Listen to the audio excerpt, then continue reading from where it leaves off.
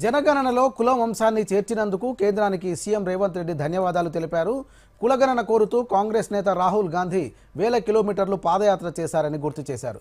ఈ విషయంలో మొదటిగా ఆయనకు అభినందనలు చెప్పాలని అన్నారు. జూబ్లీహిల్స్లో మీడియా సమావేశంలో ముఖ్యమంత్రి మాట్లాడుతూ కులగణన విషయంలో దేశానికి తెలంగాణ ఆదర్శంగా నిలిచిందన్నారు. దేశంలో అనేక పార్టీలు కులగణన కోరుతున్నాయన్నారు. దీనిపై ఢిల్లీలోని జంతర్ మంతర్ వద్ద ధర్నా చేపట్టామని గుర్తు చేశారు.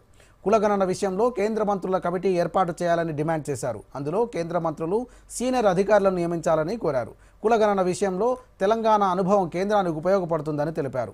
రాజకీయ పార్టీల ప్రమేయం లేకుండా కులగణన చేపట్టామని స్పష్టం చేశారు. అన్ని రాష్ట్రాలకు నిపుణుల కమిటీని పంపాలని సూచించారు.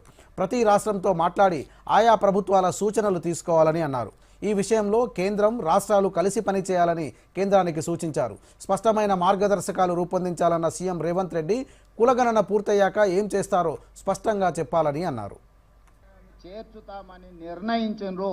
ఈ నిర్ణయాన్ని స్వాగతిస్తున్నాము. ఇక్కడ రాజకీయాలకు తావు లేకుండా కేంద్ర ప్రభుత్వాన్ని అభినందిస్తున్నాము.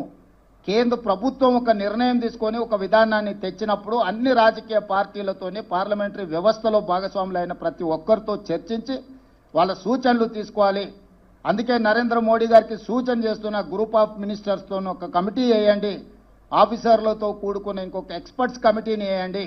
గ్రూప్ ఆఫ్ మినిస్టర్స్ రాజకీయ పార్టీలతోని, అదేవిధంగా స్టేక్ హోల్డర్స్తోని, అదేవిధంగా సివిల్ సొసైటీస్తోని చర్చించమనుండ్రి. వాళ్ళ నుంచి వచ్చే సూచనలను, వాళ్ళ నుంచి వచ్చే సమస్యలను, ప్రశ్నలను ప్రభుత్వం వివరణ ఇవ్వడం ద్వారా పారదర్శకంగా ఈ ప్రక్రియను ముందుకు తీసుకెళ్లవచ్చు.